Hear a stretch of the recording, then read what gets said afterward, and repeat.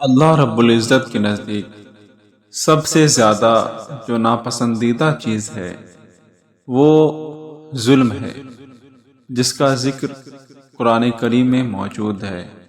اللہ رب العزت ظلم کرنے والوں کو ہرگز پسند نہیں فرماتا، اور ظلم کا مطلب کسی پر ہاتھ اٹھانا نہیں ہے، بلکہ کفر اور شرک یہ بھی بہت بڑا ظلم ہے۔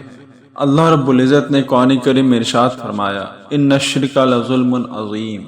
اللہ رب العزت کے ساتھ کسی کو شریک ٹھہرانا یہ بہت بڑا ظلم ہے، اور اس ظلم کی بہت ساری شاخیں ہیں جو آج ہم دنیا میں اپنے ماتھوں کی نگاہوں سے دیکھ رہے ہیں۔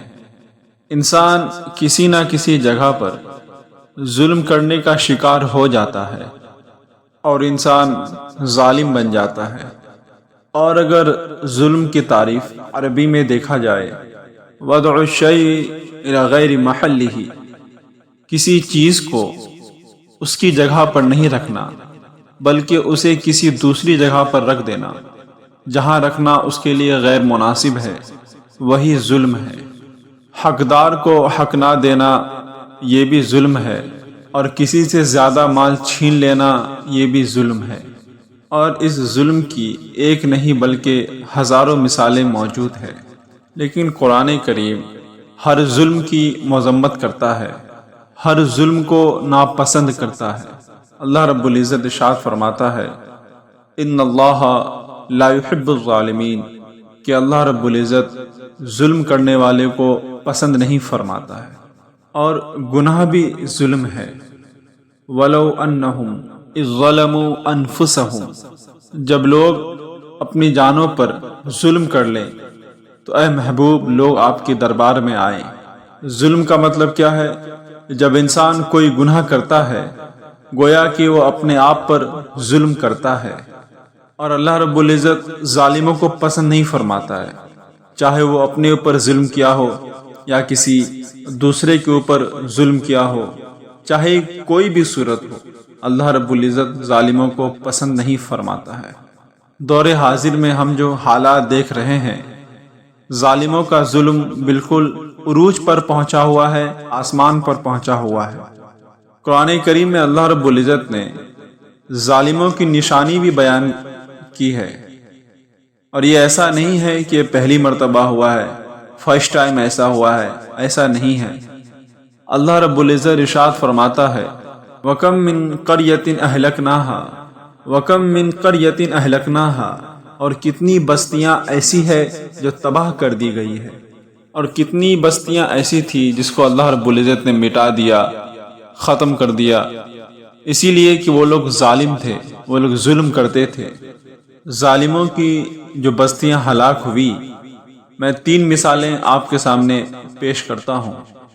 ایک نوح علیہ السلام کی امت اور ان کی آبادی، دوسری حضرت لوط علیہ السلام کی قوم، اور تیسری حضرت صالح علیہ السلام کی قوم۔ یہ تینوں قوم ایسی تھی کہ گناہ میں تو تھی، یہ گناہ کرتی تھی، لیکن ان کے اندر غرور بھی زیادہ تھا، ان لوگوں کے اندر ایٹیٹیوڈ بھی زیادہ تھا، ان قوموں کے پاس گھمنڈ بھی بہت زیادہ تھا۔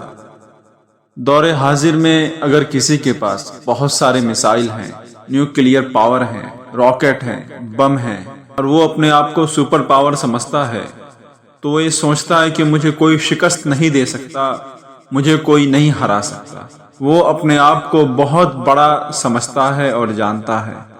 یہ ہر دور میں ظالموں کا خواب رہا ہے، اور ظالم ہر دور میں اسی طرح کی فکر اپنے دل میں رکھتے تھے، اسی طرح کی وہ سوچتے تھے کہ مجھے کوئی مٹا نہیں سکتا، میں بہت سپر پاور ہوں۔ نوح علیہ السلام کی قوم بہت مضبوط قوم سمجھی جاتی تھی۔ اللہ رب العزت نے حضرت نوح علیہ السلام کو حکم فرمایا کہ آپ کشتی بنائیں۔ جو آپ کے قوم تھے وہ آپ کے مذاق اڑاتے تھے اور کہتے تھے نہ ہی یہاں پر دور دور تک نہ ہی کوئی نالا ہے، نہ ہی کوئی سمندر ہے، نہ ہی کوئی نہر ہے، آپ کشتی کس پر چلائیں گے؟ حضرت نوح علیہ السلام کو معلوم تھا کہ عذاب آنے والا ہے، اور آپ اپنے امتیوں کو ڈرا بھی رہے تھے، لیکن کفار اور مشرکین اپنے غرور اور تکبر ایٹیٹیوڈ میں ایسے تھے۔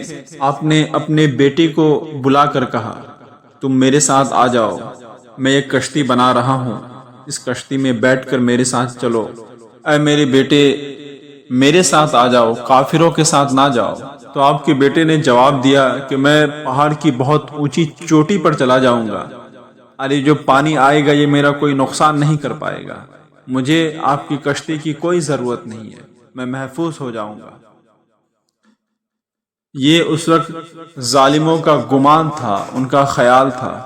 پھر اللہ رب العزت نے زمین کے ہر ذرے سے پانی پیدا کر دیا، پانی کے چشمے جاری ہو گئے۔ پھر اللہ رب العزت نے آسمان کے سارے پانی کے دروازے کھول دیے، آسمانوں سے بھی پانی نازل ہونے لگا اور زمین سے بھی پانی نکلنے لگا۔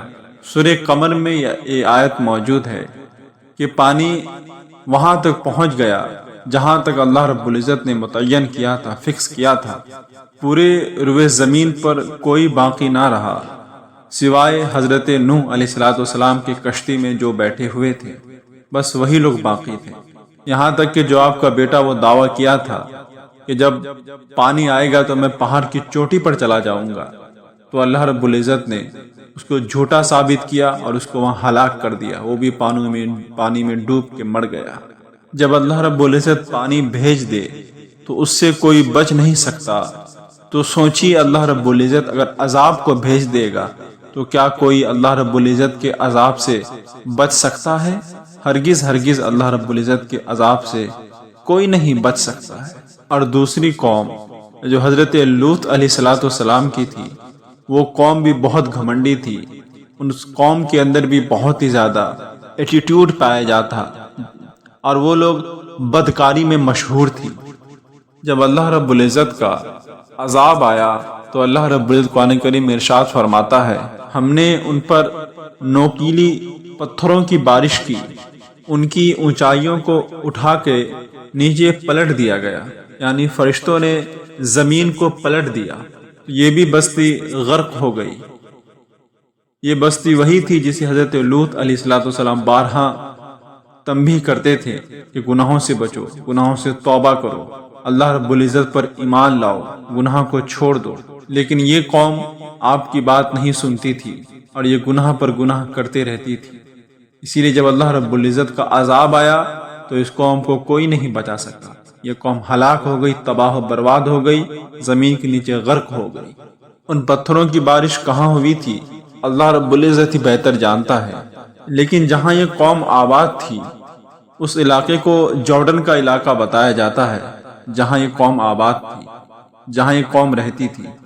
100 کلو 150 کلومیٹر تک اس علاقے میں اب پتھر ہی پتھر موجود ہے، وہ نوکیلے نوکیلے پتھر کہ آج بھی جو لوگ وہاں سے گزرتے ہیں تو اس کو دیکھ کر حیران ہو جاتے ہیں، پریشان ہو جاتے ہیں۔ دور حاضر میں ان پتھروں کو دیکھ کر انسان کے اندر ہیبت طاری ہو جاتی ہے، انسان کے اندر خوف پیدا ہو جاتا ہے۔ اور آپ سوچیں جس وقت یہ پتھر اس قوم پر برسی ہوگی تو اس قوم کی کیفیت کیا ہوگی، کتنی تکلیف اس قوم کو ہوتی ہوگی۔ ایک چھوٹے سے پتھر اگر ہمارے جسم پر، ہمارے ہاتھ پر گر جاتے ہیں تو ہمیں بے شمار تکلیف ہوتی ہے، تو سوچئے اس قوم کی کیفیت کیا ہوگی جب اس قوم پر یہ پتھر برستے ہوں گے۔ اللہ اکبر۔ اور میں یقین سے نہیں کہہ رہا ہوں کہ وہ وہی پتھر ہے جو ان کے قوم پر برسے ہوں گے، بلکہ بس ایک قیاس کہہ رہا ہوں، لیکن آج بھی عذاب الہی کی نشانی موجود ہے۔ اور جو تیسری قوم تھی، قوم شعیب اور قوم حضرت صالح علیہ السلام۔ شعیب علیہ السلام کے قوم ناپ تول میں کمی کرتے اور کفر و شرک بھی کرتے، تو آپ ان لوگوں کو تنبیہ کرتے، ان لوگوں کو بتاتے تو ان کی قوم ان کا بھی مذاق اڑاتی۔ اور جب آپ نے عذاب الہی آنے کی بات ان لوگوں کو آپ نے کہا تو وہ قوم کہنے لگی، اور وہ ایسی قوم تھی جو پتھروں کو تراش کے اپنے لیے گھر بنا لیا کرتی تھی، اپنے لیے مسکن بنا لیا کرتی تھی۔ اور وہ قوم ایک پورے پہاڑ کو تراشتی تھی اور اس پورے پہاڑ پر ایک آدمی کا صرف گھر رہتا تھا۔ سوچئے کتنی بڑی اعلیٰ قسم کے ہنر ان لوگوں کے پاس موجود تھا۔ آج کے دور میں ایک انجینئر بھی اس طرح کے کام کو نہیں انجام دے پائیں گے۔ بڑے بڑے طاقت والے، بڑے بڑے مشین والے وہ کام نہیں کر پائیں گے، اسی وجہ سے کہ وہ لوگ بہت بڑے طاقتور تھے، بہت جسامت والے تھے، اسی لیے اکیلے ہی تنے تنہا پہاڑ کو کاٹ کر اپنے لیے گھر بنا لیا کرتے تھے، اپنے لیے مسکن بنا لیا کرتے تھے۔ 4000 سال پرانی بات کہہ رہا ہوں کہ اس وقت وہ لوگ اپنے آپ کو بہت بڑے ماڈرن لوگ کہلاتے ہوں گے، بہت بڑے ترقی یافتہ لوگ کہلاتے ہوں گے، اپنے آپ کو وہ لوگ سپر پاور سمجھتے ہوں گے۔ جیسے دور حاضر میں لوگوں کو لگتا ہے کہ رشیا اور امریکہ یہ لوگ ٹیکنالوجی میں بہت آگے پہنچ چکے ہیں، یہ دونوں سپر پاور ہے، تو اس دور کے ان کے قوم سب سے بڑی سپر پاور تھی، سب سے بڑی طاقت رکھنے والی ان کی قوم تھی۔ جب حضرت شعیب علیہ السلام نے اپنے قوم کو اللہ رب العزت کے عذاب سے ڈرایا تو ان کی قوم کہنے لگی وہی عذاب نا جو حضرت نوح علیہ السلام کی قوم پر آیا تھا، پانی آ گیا تھا، بارش آ گئی تھی، زمین سے پانی نکل گیا تھا، آسمان سے پانی نازل ہو گیا تھا۔ یا پھر وہ جو حضرت لوط علیہ السلام پر آیا، پتھروں کی بارش، نوکیلے پتھروں کی بارش، زمین کو پلٹ دیا گیا، وہ لوگ ہلاک ہو گئے۔ یا پھر ہواؤں کے عذاب، اگر یہ تینوں عذاب بھی آئیں تو پھر بھی ہمارے گھر کے پہاڑ کو نقصان نہیں پہنچا سکتے ہیں۔ ہم جس پہاڑ میں رہتے ہیں، جن کو ہم لوگوں نے گھر بنایا ہے، اس کو یہ تینوں عذاب بھی نقصان نہیں پہنچا سکے گا۔ وہ لوگ اتنا زیادہ غرور اور ایٹیٹیوڈ رکھتے تھے، یا تیز بارش ہو جائے، یا ہوا چلے، یا نوکیلے پتھروں کی بارش ہو جائے، ہمیں کوئی نقصان نہیں پہنچا سکتا، اسی لیے کہ ہم بہت محفوظ قلعے میں ہیں، محفوظ مکان میں ہیں۔ آپ لوگ اندازہ کیجئے 3004 سال کے بعد بھی آج بھی یہ مدائن صالح الاولیاء نام کی سٹی سعودی میں موجود ہے، ابھی تک وہ گھر موجود ہے۔ تو سوچئے کہ اس زمانے میں وہ کتنے مضبوط رہے ہوں گے، کتنے اسٹرانگ رہے ہوں گے۔ پتہ نہیں ان 3-4 ہزار سالوں میں کتنے بارش، کتنے طوفان آئے ہوں گے، اب تک وہ گھر محفوظ ہے۔ تو اس زمانے میں وہ کتنے ہی زیادہ، بہت ہی زیادہ محفوظ رہے ہوں گے وہ سب گھر جو ان کی قوم نے بنایا۔ ان کا نشہ آسمان پر تھا، اور غرور اور ایٹیٹیوڈ سے وہ لوگ کہتے تھے کہ اس طرح کا عذاب اگر ہم پر آ گیا تو ہمیں ان عذابوں سے کوئی نقصان نہیں ہوگا، محفوظ رہیں گے۔ چاہے نوح علیہ السلام کے قوم کا عذاب آ جائے، حضرت لوط علیہ السلام کے قوم کا عذاب آ جائے، حضرت صالح علیہ السلام کے قوم کا عذاب آ جائے، ہمیں کوئی نقصان نہیں پہنچا پائے گا۔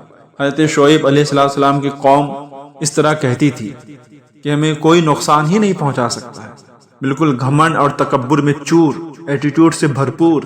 اللہ کے نبی نے ان کو بچایا، عذاب سے ڈرو، وحدہ لا شریک پر جھک جاؤ، تسلیم کر لو، گناہوں سے توبہ کر لو۔ لیکن ہوا کیا؟ وہ لوگ نہیں مانے، وہ لوگ اپنے گناہوں میں اٹے رہے، گناہ کرتے رہے، وہ لوگ نبی کا مذاق اڑاتے رہے۔ لیکن ہوا کیا؟ قرآن کریم میں ذکر ہے، اللہ رب العزت نے ایک فرشتے کو آسمان سے زمین پر اتارا، اور اس فرشتے نے زور سے آواز لگائی، اور یہ لوگ جو اپنے قلعے میں محفوظ سمجھتے تھے، اپنے قلعے میں بیٹھے ہوئے تھے، اس آواز کے ذریعے ان کے بھیجے باہر آ گئے۔ اس آواز میں اتنی شدت تھی کہ ان کے بھیجے نکل کر باہر آ گئے۔ اور اس کے بعد ہوا کیا؟ جب آپ اس بستی پہ گئے تو آپ دیکھتے ہیں سب کے سب منہ کے بل گرے ہوئے ہیں، اور کوئی بھی اس عذاب سے بچا نہیں ہے، کوئی بھی اس عذاب سے محفوظ نہیں ہے، سب کے سب اس عذاب میں ہلاک ہو گئے ہیں۔ ان قوموں پر نہ ہی حضرت نوح علیہ السلام کے طوفان آئے، اور نہ ہی حضرت لوط علیہ السلام کی قوم کی طرح ان قوم پر پتھروں کی بارش ہوئی، اور نہ ہی کوئی تیز ہوا آئی، بلکہ ایک فرشتے نے آ کر اللہ رب العزت کے عذاب کا ذائقہ ان لوگوں کو چکھا کر بتا دیا کہ جب عذاب آئے تو کوئی روک نہیں سکتا ہے، جب عذاب آئے کوئی لاکھ کوشش کرے اللہ رب العزت کے عذاب سے بچ نہیں سکتا ہے۔ اللہ رب العزت کے لا تعداد فرشتے ہیں، تو سوچئے اگر ایک فرشتے نے آواز نکالی، اس آواز کے ذریعے ایک قوم ہلاک ہو گئی تو سوچیے کہ اللہ رب العزت کی شان و شوکت کیا ہوگی اور دیگر فرشتوں کی شان کیا ہوگی۔ یہ تو صرف ایک فرشتے کی شان تھی کہ ان کی آواز کی وجہ سے ایک قوم پوری کی پوری ہلاک ہو گئی۔ اسی لیے اللہ وحدہ لا شریک والحی القیوم وہ کل بھی تھا، آج بھی ہے اور قیامت تک رہے گا انشاءاللہ تعالی۔ اللہ رب العزت ہمیشہ رہے گا، ہمیشہ سے ہے اور ہمیشہ سے رہے گا۔ اور اللہ رب العزت نے قرآن کریم میں ارشاد فرمایا کہ اللہ رب العزت نے فرعونیوں کو بنی اسرائیل کے عذاب سے نجات فرمایا۔ یہ فرعونی لشکری جتنے بھی لشکر تھے یہ اس طرح کے عذاب دیتے تھے کہ بہت سخت عذاب دیتے تھے، یہ بنی اسرائیل پر سخت سے سخت عذاب دیتے تھے۔ اللہ رب العزت فرماتا ہے کہ ہم نے تم کو فرعونی لشکریوں سے نجات دلائی، ان کے عذاب سے چھٹکارا دلایا۔ وہ کرتے کیا تھے؟ بنی اسرائیل میں ایک بھی اگر بچہ پیدا ہو جاتا تو فوراً اس کو ذبح کر دیتے، تھوڑی سی بھی تاخیر نہیں کرتے۔ فرعونی لشکریوں نے ایک سال میں 12,000 بچوں کو قتل کیا ہے، اور اگر آج کے اسرائیل اگر بچوں کو قتل کرتے ہیں تو افسوس کی کوئی بات نہیں ہے۔ یہ لوگ فرعون کی فہرست میں شامل ہے اور یہ لوگ فرعونی ہے، یہ لوگ اپنے وقت کے ظالم ہیں، ظلم کرنے والے ہیں مظلوم پر۔ فرعونی لشکر 12,000 بچوں کو قتل کر دیے تھے، لیکن وہ لوگ عورتوں کو چھوڑ دیا کرتے تھے، صرف لڑکوں کو قتل کر دیا کرتے تھے۔ قرآن کریم میں صراحتاً ذکر ہے، اللہ رب العزت ارشاد فرماتا ہے کہ سخت ترین عذاب فرعونی لشکر دیا کرتے تھے۔ اللہ رب العزت نے تم کو اس عذاب سے نجات دلایا، تم کو اس عذاب سے چھٹکارا دلایا، لیکن یہ عذاب کیوں دیتے تھے؟ کیوں اس طرح کی سزا دیتے تھے؟ وفی ذالکم بلاء مبین کہ اے ایمان والوں، اسی لیے یہ عذاب تھا کہ اللہ رب العزت تم لوگوں کا بڑا امتحان لے رہا تھا، تم لوگوں کا امتحان تھا، اور وہ امتحان آج بھی ہے اور ہر زمانے میں امتحان رہے گا۔ ہر زمانے میں حق اور باطل کے درمیان لڑائی ہوتے رہے گی، وار ہوتے رہیں گے۔ لہٰذا دور حاضر میں جو اس طرح کے معاملات ہو رہے ہیں تو ہمیں ایمان والوں کو، مومنوں کو ذرہ برابر بھی نروس ہونے کی ضرورت نہیں ہے، اس لیے کہ جتنے بھی ایمان والے ہیں اس ایمان والوں کی حفاظت کا ذمہ اللہ رب العزت نے اپنے ذمے لیا ہے، اپنے اوپر اس امت کی ذمہ داری لی ہے، ایمان والوں کی ذمہ داری لی ہے۔ ہمیں گھبرانے کی ضرورت نہیں ہے۔ کفار و مشرکین اپنے منہ کے پھونک سے اس چراغ کو بجھانا چاہتے ہیں، لیکن اللہ رب العزت اس چراغ کو روشن کر کے رہے گا۔ یہ قرآن کریم کی آیت ہے۔ اللہ رب العزت اپنے اس چراغ کو مکمل کر کے رہے گا، اور یہ اسلام نور الہی ہے، اللہ رب العزت کا نور ہے، اسے صبح قیامت تک رہنا ہے، صبح قیامت تک باقی رہے گا۔ ہم جیسے بہت سارے لوگ زمین پر آئیں گے اور ہم جیسے بہت سارے لوگ زمین سے جائیں گے، یہ سلسلہ قائم رہے گا۔ یہ آبادیاں ہیں جو بدلتی رہیں گی، یہ خدائی قانون ہے، لیکن اسلام نہ کل بدلا تھا، نہ آج بدلے گا، نہ صبح قیامت تک بدلے گا۔ ہم سب کا امتحان ہے، یہ وقت امتحان والا گزر رہا ہے، لیکن ان حالاتوں میں ہمیں کرنا کیا چاہیے؟ ہمارے لیے کیا چیز بہتر ہے؟ ہمیں اپنے ایمان کو مضبوط کرنا چاہیے، ہمیں اپنے ایمان کو اسٹرانگ کرنا چاہیے۔ کبھی کسی کے گوشت کے ٹکڑے کو اڑتے ہوا دیکھ کر، گوشت کے ٹکڑے کو بکھرتا ہوا دیکھ کر مایوس نہیں ہونا چاہیے۔ یاد رکھیں، آج جو حالات ہے یہ حالات کربلا سے زیادہ سخت نہیں ہے، اور ہم لوگ فلسطینیوں کو دیکھ رہے ہیں کہ 6 ماہ کے بچے، 8 ماہ کے بچے کو سینے سے لگا کر اس کے اوپر کفن لپیٹ رہے ہیں، اس کو مدفن کرنے جا رہے ہیں۔ سوچئے ان ماں اور ان باپ کی کیا کیفیت ہوتی ہوگی۔ یہ سن کر آنکھوں سے آنسو جاری ہو جاتے ہیں۔ انہوں نے اپنے ہاتھوں سے نہ جانے کتنے بچوں کو دفن کر دیا۔ رپورٹ کے مطابق 80 بچوں کو ایک ہی قبر میں دفن کر دیا جا رہا ہے۔ ان فلسطینیوں کو لاکھوں سلام، ان کے جذبات کو، ان کی استقامت کو۔ ہم تو دعا یہی کرتے ہیں کہ ان فلسطینیوں مسلمانوں کے برابر پوری دنیا کے مسلمان نہیں ہو سکتے۔ ہم لوگوں کے اندر تو صبر نام کی کوئی چیز ہی نہیں ہے، لیکن وہ لوگ وہ لوگ اپنے خاندانوں اور اپنے بچوں کے کٹے ہوئے اور بکھرے ہوئے بوٹیوں کو دیکھ کر بھی وہ لوگ کہتے ہیں کہ اللہ رب العزت ہمارے ساتھ ہے۔ ساری مصیبتیں دیکھ کر بھی وہ لوگ کہتے ہیں کہ اللہ رب العزت ہمارے ساتھ ہے۔ ان کے گھر کو تباہ کر دیے گئے، ان کے گھر کو بم سے اڑا دیے گئے، ان کے گھر کو راکھ میں تبدیلی کر دیے گئے، لیکن یہ نیوز اینکر، یہ دجالی میڈیا وہاں جا جا کر ان کے زخموں کو نمک لگانے کا کام کرتا ہے، ان کے زخموں کو بڑھانے کا کام کرتا ہے کہ اب تمہارا مال کیسے آئے گا، اب تمہارا بچہ کیسے آئے گا، اب تمہارا گھر کیسے آئے گا، تمہارا گھر تو بم سے اڑا دیا گیا، تمہارے پاس رہنے کے لیے مکان نہیں ہے، تم کیا کرو گے، تم لوالس ہو جاؤ گے۔ لیکن قربان جائیں ان کے جوابات پر کہ ان حالات میں بھی وہ یہ کہتے ہیں کہ اللہ رب العزت نے دیا تھا اور اللہ رب العزت کی امانت تھا، اللہ رب العزت نے لے لیا، اور اللہ رب العزت اگر چاہے گا تو پھر سے ہمیں دولت بھی عطا فرمائے گا، پھر سے ہمیں مکان بھی عطا فرمائے گا، اور پھر سے ہمیں اولاد بھی عطا فرمائے گا۔ مسکرا کے وہ لوگ کہتے ہیں۔ اسی لیے ہم ان کے ایمان کے برابر نہیں ہو سکتے۔